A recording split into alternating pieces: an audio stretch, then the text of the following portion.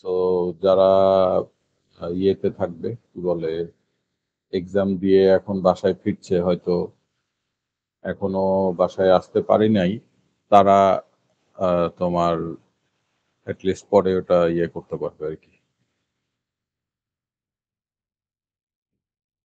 তোমাদের সেকশন 2 এর যারা আছো, কেউ আছো নাকি সেকশন 2 এখানে?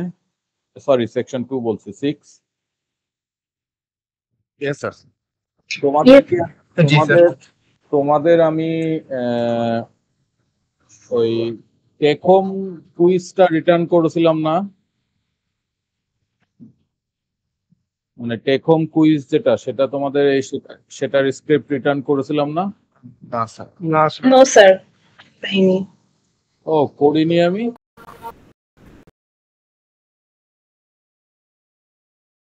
তো করে দিয়েছি মনে হয় স্যার, আবার সেকশন সেকশন 5 এ দিয়েছি। ও, তাহলে আমি কেন করলাম না এটা আমি বুঝলাম না। এটা তাহলে রুমে থেকে গেছে। আচ্ছা, দেখি এখন।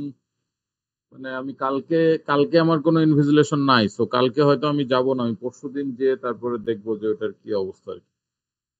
তাহলে কি তোমাদেরটা আরে চেক করা হয়নি নাকি কোথাও পড়ে গেছে এর মাঝে? আমি বুঝলাম না। আচ্ছা, ঠিক আছে, সমস্যা নাই, আমি দেখবো। আচ্ছা, এখন তোমাদের যদি কোনো কোশ্চেন থাকে সেটা আগে বলো, তারপরে আমি টুকটাক কিছু কথা বলে ছেড়ে দেবো, যেহেতু কালকে এক্সাম, খুব বেশিক্ষণ আটকে রাখবো।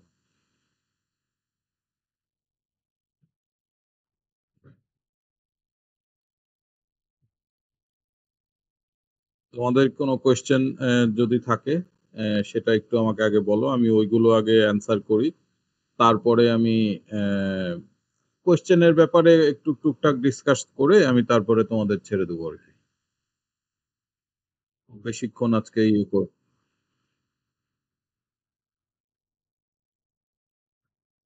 আমি তো সবগুলো কোশ্চেনেরই তো আমি সলিউশন দিয়ে দিয়েছি।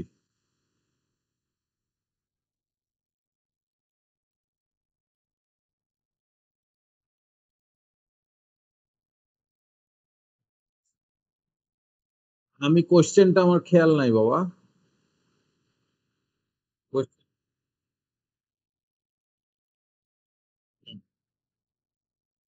ভার্চুয়াল মেমোরি তোমার হচ্ছে যে ভার্চুয়াল মেমোরিটা আসলে কি, এটা তো ভার্চুয়াল।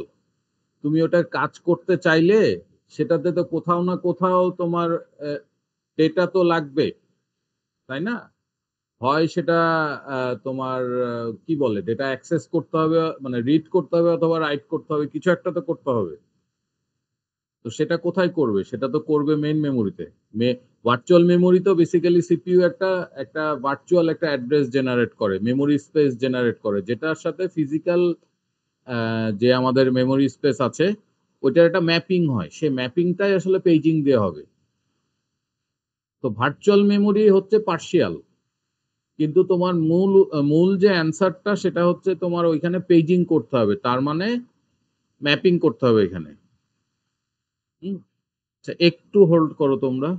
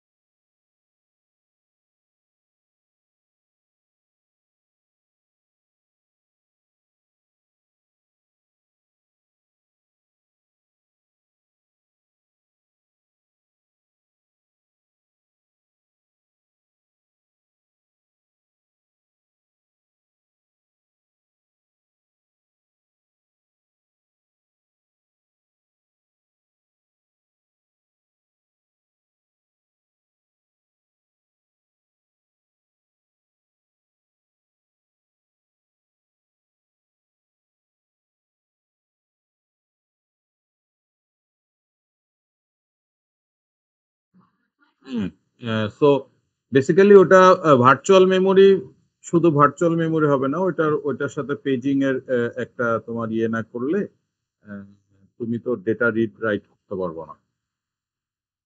বুঝতে পেরেছো? আর কারো কোনো কোয়েশ্চেন?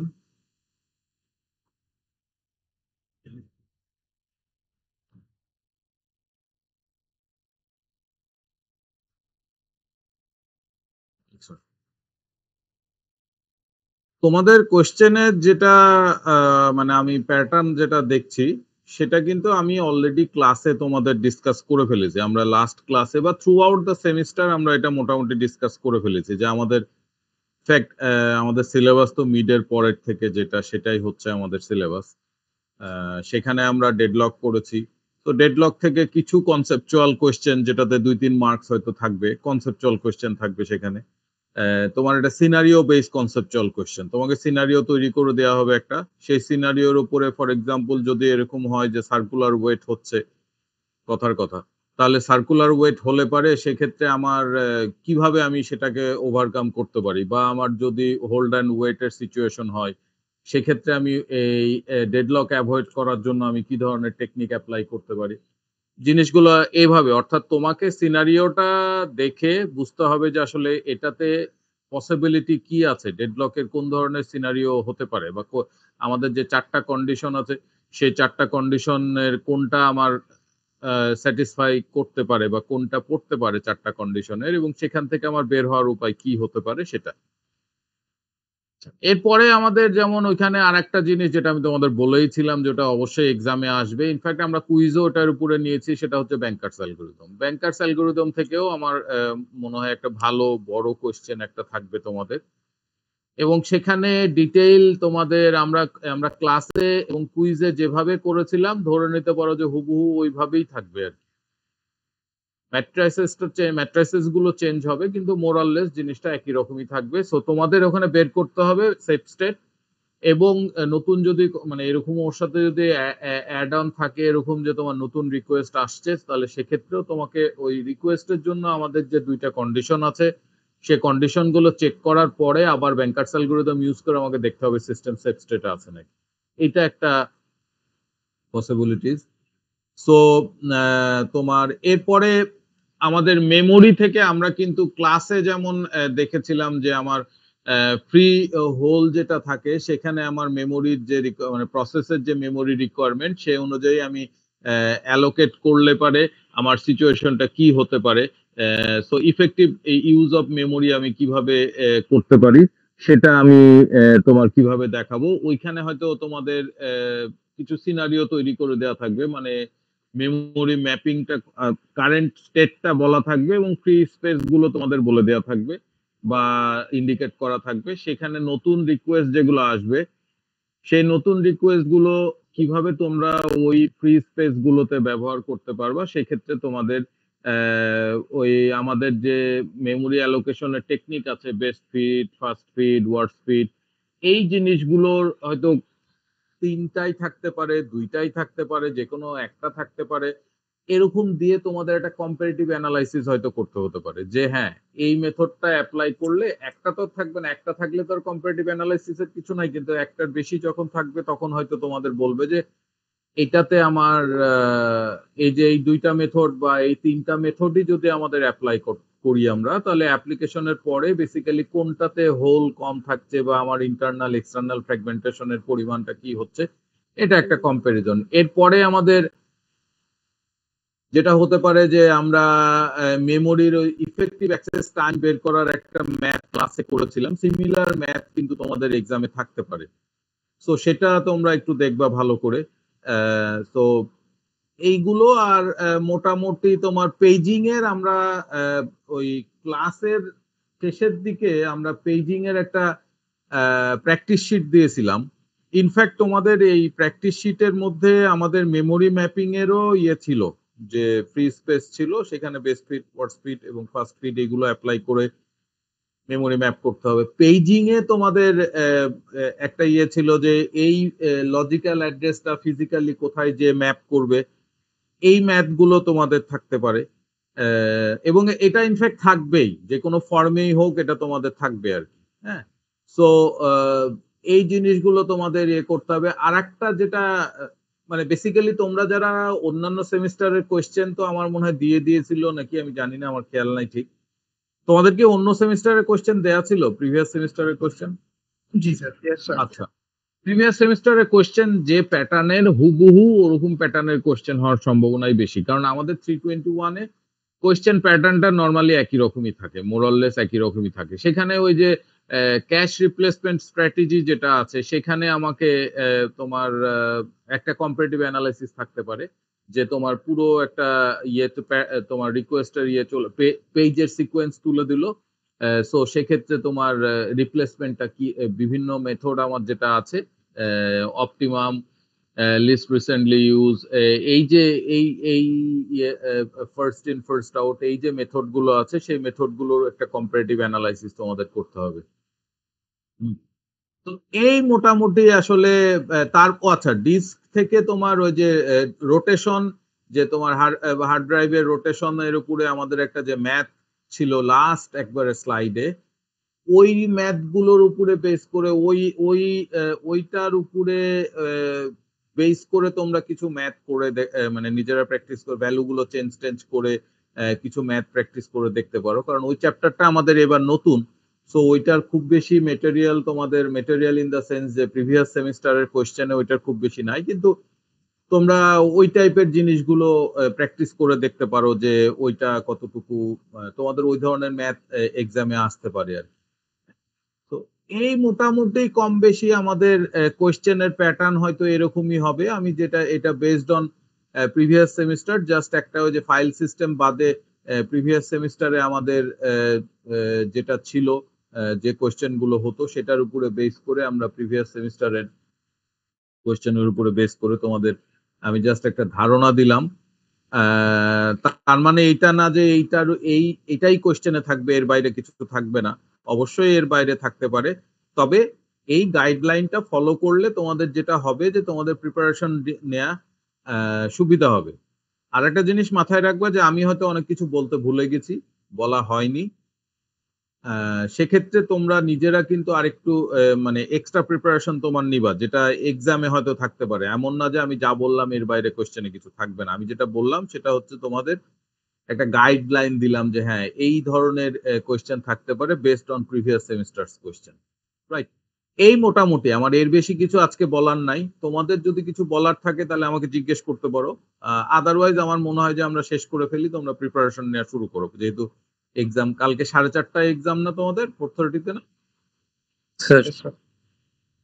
স্যার তো কোশ্চেন হ্যাঁ বলো। স্যার আপনি কুইজ 4 এর আনসারে স্ল্যাব আর বডি অ্যালোকেশন বলে একটা ইউজ করেছেন, এটা তো আমাদের স্লাইডে কোনো জায়গায় মেনশন করা নেই।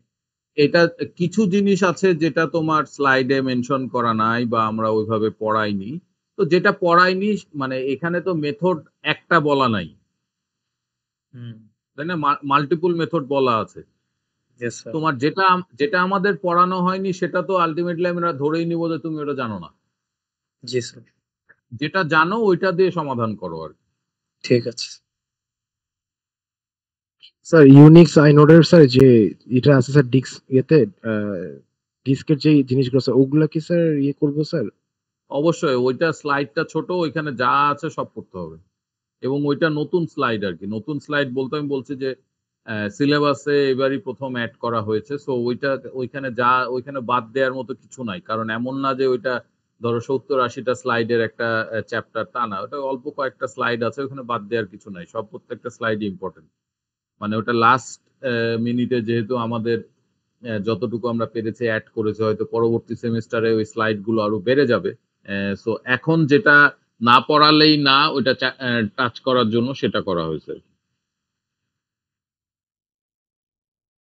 আর কিছু?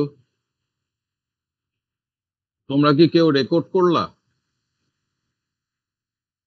Yes, sir. আচ্ছা ঠিক আছে, Yes, sir. ওকে। আর কিছু বলার যদি না থাকে তাহলে আমার মনে হয় আমি আর তোমাদেরকে না আটকাই, কারণ প্রিপারেশন নাও। আর কালকে হয়তো আমি ভার্সিটিতে থাকবো না।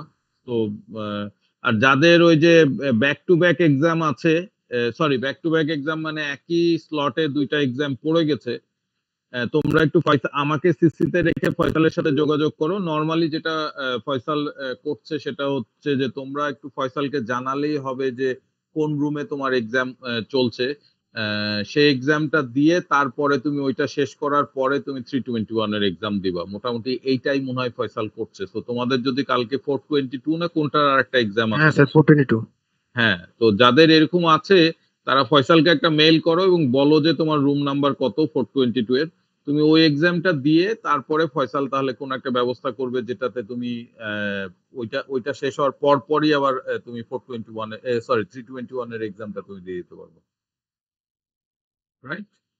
ঠিক আছে, তাহলে আজকে তাহলে শেষ করি। হোপফুলি সবারই পরীক্ষা ভালো হবে, দেখা যাক। আর এই তো, ঠিক আছে। আর কিছু বলার আছে কারো? ওকে, তাহলে টেক কেয়ার, বাই।